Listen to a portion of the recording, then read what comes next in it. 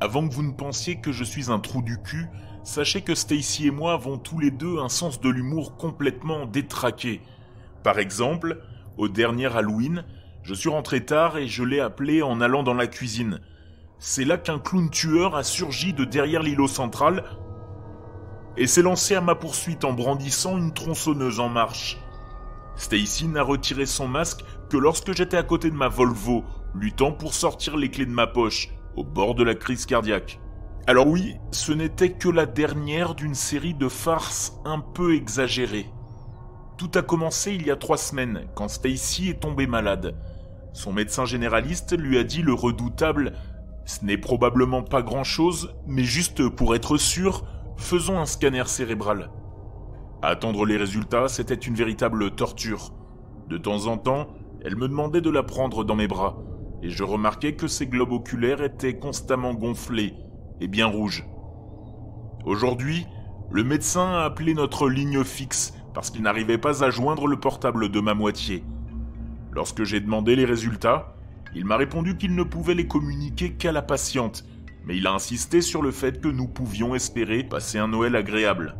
Cela m'a donné l'idée d'une blague.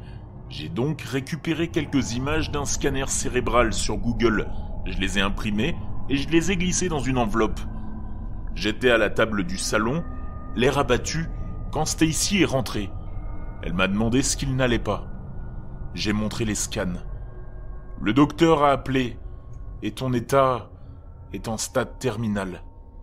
Étonnamment, elle n'a pas éclaté en sanglots. Elle a juste attrapé un vase à proximité et m'a frappé le crâne avec.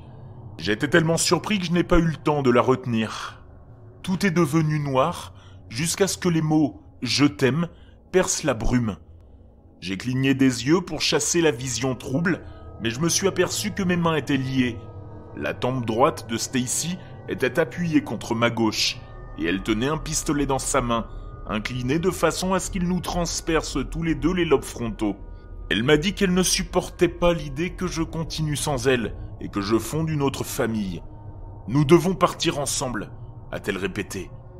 À ce moment-là, le brouillard mental s'était suffisamment levé pour que je puisse crier « C'est juste une blague !»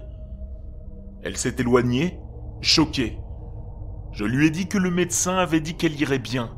Alors, j'ai préféré m'amuser un peu. Pendant plusieurs secondes, elle n'a pas prononcé un seul mot. Puis, elle a forcé un sourire et a dit « Tu es un vrai bout en train, toi. Oublions ce qui s'est passé. Que dirais-tu de manger chinois ?» Sur ces mots, elle s'est dirigée vers la cuisine. Alors que j'étais assis là, le souffle coupé, le téléphone a sonné à nouveau. C'était le docteur. Et il avait l'air plus sombre cette fois. « Je suis vraiment désolé, mais nous avons mélangé les résultats. Pouvez-vous demander à votre femme de m'appeler dès que possible ? C'est urgent. » « Qui était-ce, chérie ?» a demandé Stacy en revenant dans la pièce. J'ai posé le téléphone et j'ai hoché la tête. « Rien d'important. »